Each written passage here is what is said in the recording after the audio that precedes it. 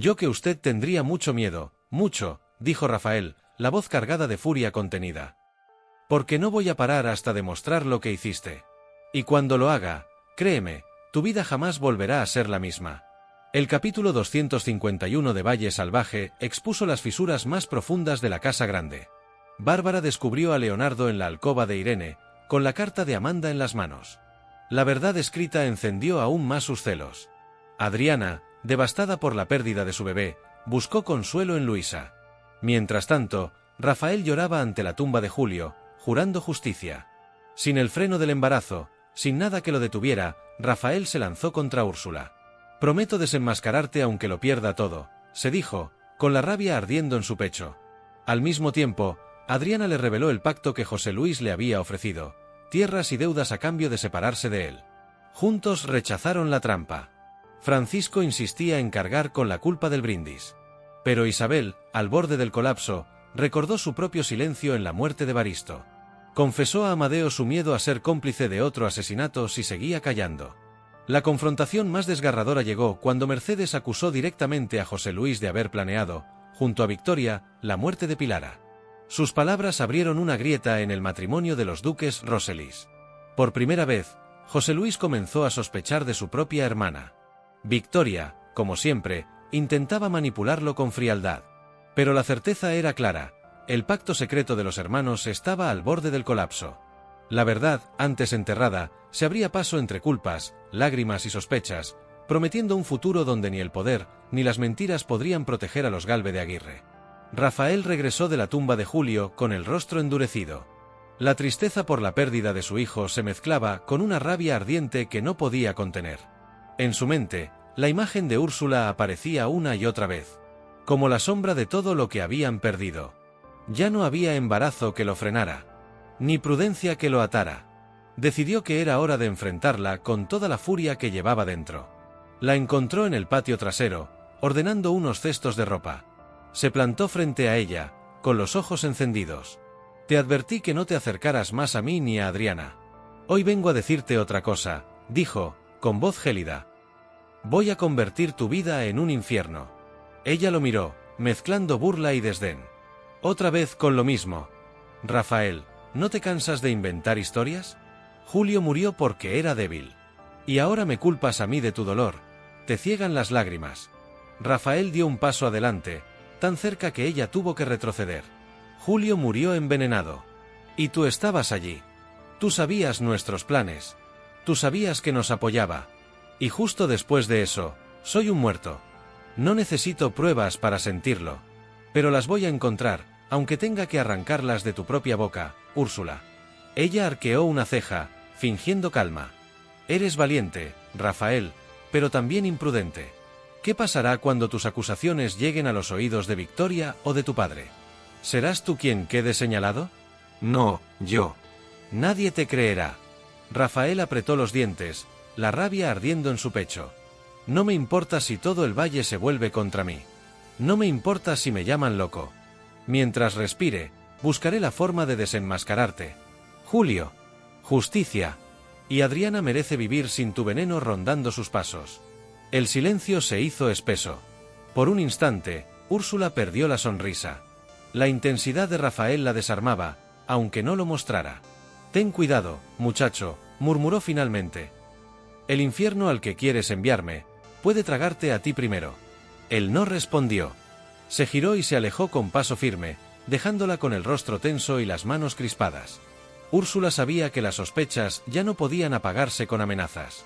Rafael estaba dispuesto a todo, y eso la obligaba a redoblar su astucia. Desde una ventana, Mercedes había presenciado parte de la escena. Al ver a su sobrino marcharse con tanta furia, cerró los ojos y rezó. Señor, protégelo.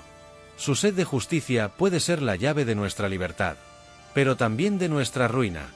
El ambiente en la Casa Grande estaba enrarecido, cargado de silencios que escondían tormentas. Bárbara caminaba por los pasillos buscando a Leonardo, y al abrir con brusquedad la puerta de la alcoba de Irene, se encontró con la escena que temía. Él estaba allí, sosteniendo un papel que Irene acababa de entregarle. El rostro de Bárbara se encendió de ira. «Lo sabía», exclamó con voz quebrada. Otra vez a solas con ella. ¿Qué más necesito ver para darme cuenta de que me traicionas? Leonardo se levantó de golpe, sorprendido por la irrupción. Bárbara, no es lo que piensas. Pero ella no lo dejó continuar. Siempre dices lo mismo, que no pasa nada, que todo es inocente. Y entonces, ¿qué es esa carta que escondes? ¿Por qué Irene confía en ti más que en nadie? Irene intentó intervenir, con lágrimas en los ojos. Bárbara, por favor, escucha. Amanda me dejó esta carta antes de marcharse. No es un invento mío ni un capricho. Quise mostrártela a ti, pero nunca encontré el momento. La furia de Bárbara se volvió contra las dos. ¿Y crees que voy a creerles? Amanda se fue porque no soportaba la hipocresía de esta casa. Y ahora ustedes usan su nombre para destruirme. Leonardo, decidido a terminar con la espiral de sospechas, extendió la carta hacia Bárbara. Basta. Tienes derecho a leerla, no voy a ocultarte nada. Tienes derecho a leerla, dijo Leonardo, firme. No voy a ocultarte nada. Bárbara tomó el papel con manos temblorosas. Sus ojos recorrieron cada línea. Sus labios murmuraban fragmentos de la advertencia de Amanda. Aléjate de Bárbara, hay secretos que pueden herirte si permaneces a su lado. Cuando terminó, dejó caer la carta como si quemara. Su rostro pasó del asombro al dolor, a una risa amarga. Así que esta es la gran verdad, susurró con voz quebrada. Amanda me maldecía hasta sus últimos días aquí. ¿Y ustedes se atreven a usar su veneno contra mí? Irene rompió en llanto. No es contra ti, Bárbara. Es solo que merecía saberlo. Pero Bárbara no quiso escuchar más. Salió de la alcoba tambaleándose, dejando tras de sí un silencio que pesaba más que cualquier grito. Leonardo recogió la carta del suelo y la guardó en su chaqueta. Miró a Irene, que lloraba desconsolada. Esto no hará más que aumentar sus celos, murmuró. Pero al menos, ya no vivimos en la mentira. Desde algún rincón de la casa, la risa apagada de Úrsula resonó como un eco siniestro. El veneno no siempre estaba en las copas. A veces se escondía en palabras escritas que podían destrozar corazones. Mientras tanto, Adriana permanecía acostada en la casa pequeña, la mirada perdida en el techo. El vacío en su vientre era un recordatorio insoportable de lo que había perdido. Mercedes trataba de darle ánimos, pero sabía que las palabras no bastaban. Fue Luisa, con su dulzura discreta, quien se sentó a su lado y le tomó la mano. No tienes que ser fuerte todo el tiempo, susurró. Llora, Adriana, llora por lo que no fue. Las lágrimas brotaron al instante. Adriana se aferró a ella, recordando con el corazón roto el hijo que solo pudo soñar. Luisa creía que ese hijo sería la esperanza. La prueba de que podían empezar de nuevo. Y ahora, susurró Adriana entre sollozos. Ahora solo me queda la nada. Luisa la abrazó, acariciándole el cabello. No es nada lo que te queda. A ella tienes a Rafael, tienes a Mercedes, y me tienes a mí. El amor sigue vivo, aunque hoy no lo veas. Mientras tanto, Rafael caminaba hacia la tumba de Julio. Llevaba consigo una botella de vino, la misma con la que tantas veces habían compartido confidencias. Se arrodilló y dejó la copa sobre la tierra fresca, como una ofrenda silenciosa. Hermano, dijo con la voz quebrada, quise darte una nueva vida en mi hijo, pero me lo arrebataron. No sé si fue el destino o la maldad de esta casa, pero siento que todo me lo quitan. Se tomó un sorbo de la botella y dejó que el resto se derramara sobre la tumba. Prometo que tu muerte no será en vano, susurró, apretando los puños. Hermano, dijo Rafael con la voz quebrada, quise darte una nueva vida en mi hijo, pero me lo arrebataron. No sé si fue el destino o la maldad de esta casa, pero siento que todo me lo quitan. Bebió un sorbo de la botella y dejó que el resto se derramara sobre la tumba. Prometo que tu muerte no será en vano. Y agregó, con la mirada fija en el horizonte. Y prometo también que Adriana volverá a sonreír, aunque tenga que enfrentar al mundo entero en la distancia. Entre los árboles, Úrsula lo observaba con los labios fruncidos en una mueca de satisfacción. Cada lágrima de Rafael era un triunfo para ella. Cada dolor de Adriana, un escalón más hacia su venganza silenciosa. Al volver a la casa, Rafael encontró a Adriana agotada, dormida en brazos de Luisa. Se acercó, la besó en la frente y susurró. No estamos derrotados, solo heridos. Mercedes, que lo escuchó, levantó la mirada al cielo y murmuró. Dios nos dé fuerzas, porque la batalla apenas comienza. Adriana aún estaba débil. Cuando llamó a Rafael a su lado, Había algo que debía confesar, algo que no podía seguir guardando para sí. Sentados en la penumbra de la casa pequeña, ella le tomó la mano y habló con voz temblorosa. El duque vino a verme, me ofreció un trato, uno que no puedo aceptar, pero que necesita saber. Rafael la miró sorprendido. ¿Qué trato? Ella respiró hondo y continuó. Me dijo que estaba dispuesto a perdonar la deuda y devolvernos las tierras. Pero a cambio, debo alejarme de ti para siempre. Las palabras cayeron como piedras en el corazón de Rafael. Se levantó de golpe, el rostro enrojecido por la ira. Maldito sea. Hasta en medio de nuestra desgracia sigue jugando con nuestras vidas. Cree que puede comprarte con promesas manchadas de mentira. Adriana lloraba en silencio. Quise rechazarlo en ese mismo instante. Pero me detuve porque pensé en ti. Pensé en cómo luchas contra todos. En cómo cargas con la culpa de Julio. Y ahora con la pérdida de nuestro hijo. Por un momento dudé. Aceptar para que al menos tú tuvieras un poco de paz. Rafael se arrodilló frente a ella, tomándole el rostro con ternura. No digas eso nunca. No necesito tierras ni perdones falsos. Te necesito a ti. Si renuncias a nuestro amor, entonces sí habremos perdido todo. Ella lo abrazó con fuerza, llorando en su pecho. No lo haré, Rafael, no lo haré. Prefiero morir luchando a vivir sin ti. Mercedes, que escuchaba desde la puerta, se acercó emocionada. Ese es el espíritu. No hay riqueza que valga más que la verdad y el amor. El duque siempre ha intentado doblegarnos con engaños. Pero esta vez, no lo logrará. No hay riqueza que valga más que la verdad y el amor, susurró Mercedes con firmeza. El duque siempre ha intentado doblegarnos con engaños, pero esta vez, no lo logrará. El silencio que siguió estuvo cargado de determinación. Rafael besó la frente de Adriana y le juró. Pase lo que pase, no caeremos en su trampa. Lo enfrentaremos juntos, y algún día, este valle dejará de estar en manos de los crueles. A lo lejos, como presintiendo que su plan había fracasado, José Luis observaba la casa pequeña desde la ventana de la casa grande. Su semblante era sombrío, pero por dentro hervía la furia de quien no está dispuesto a perder el control. Francisco llevaba días inquieto. La tensión en la casa grande lo asfixiaba. Cada conversación giraba en torno al envenenamiento de Julio, cada silencio era una tormenta lista para estallar. Finalmente se presentó en la cocina, donde Isabel revisaba los inventarios, y habló con voz firme. Voy a repetirlo una vez más. Yo serví el brindis el día que murió Julio. Isabel levantó la vista, alterada. Francisco, por el amor de Dios, deja de insistir en esa mentira. Estás jugando con fuego. Pero él no retrocedió. No es mentira. Yo llevé las copas, y si Julio murió envenenado, la culpa es mía. Rafael entró justo en ese momento y lo enfrentó, con el rostro tenso y la mirada hirviendo. No te creo, Francisco. No estabas allí.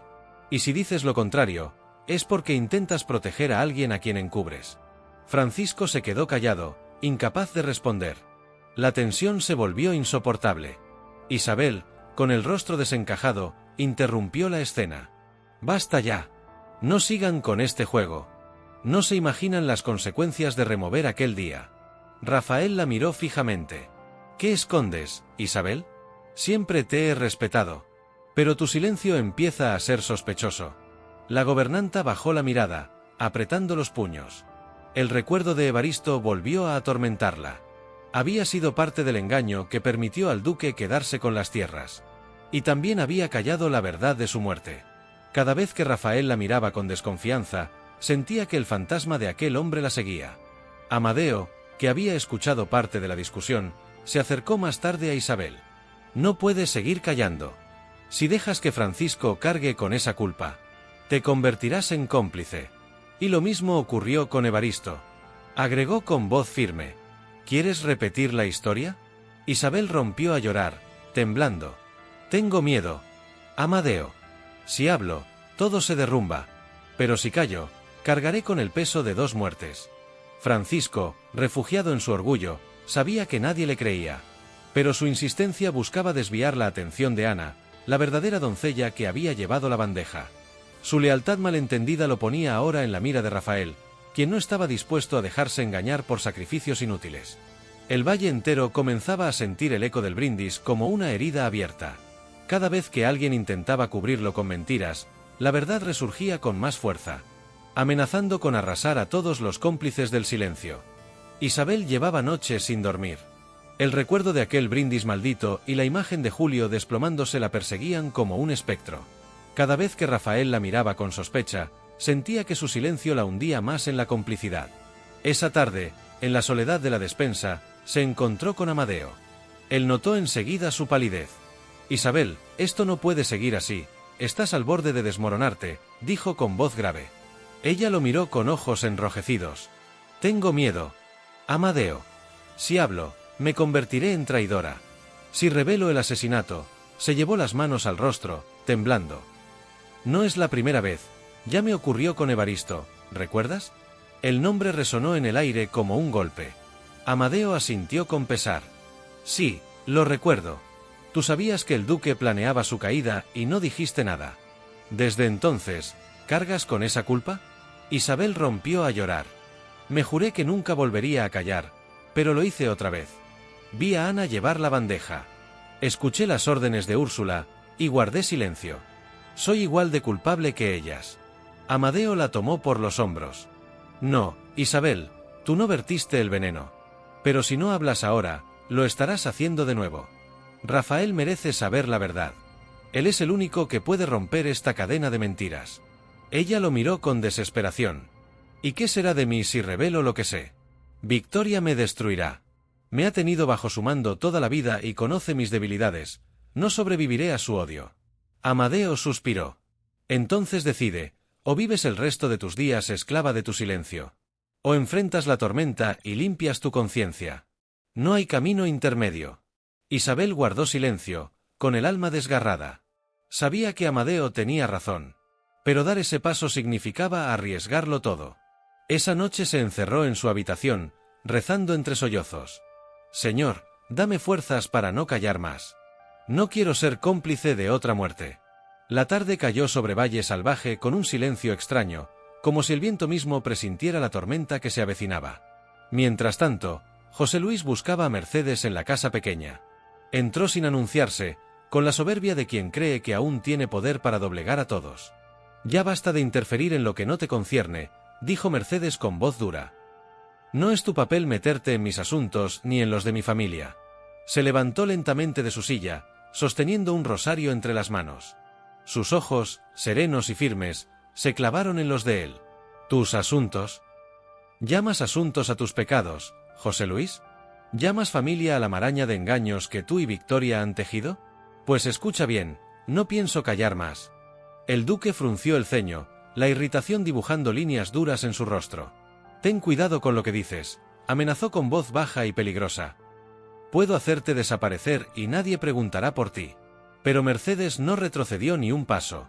«¿Desaparecerme como desapareciste a Pilara?», dijo firme. «Sí, lo sé. Tú y tu hermana tramaron su muerte. La callaron con veneno cuando ya no le servía. ¿Y ahora, pretendes hacer lo mismo conmigo?». José Luis palideció como si un golpe invisible lo hubiera derribado. «¡Mientas!», gritó, aunque su voz carecía de convicción. Mercedes dio un paso al frente, sin apartar la mirada. «No miento. Pilara descubrió la relación prohibida entre tú y Victoria. Amenazó con exponerlos, y la envenenaron para salvar su falso honor. Pero el veneno no borra la verdad», continuó ella, con los ojos brillantes de determinación. «José Luis, el valle entero, sabrá quién eres en realidad». El duque sintió que el suelo se le abría bajo los pies. Recordó la noche de la muerte de su esposa, los susurros de Victoria, la copa envenenada. Siempre había querido creer que su hermana había actuado sola, pero en el fondo sabía que no había sido inocente. «Cote», murmuró con la voz quebrada. Mercedes levantó la cruz que colgaba de su cuello, firme. «No callaré.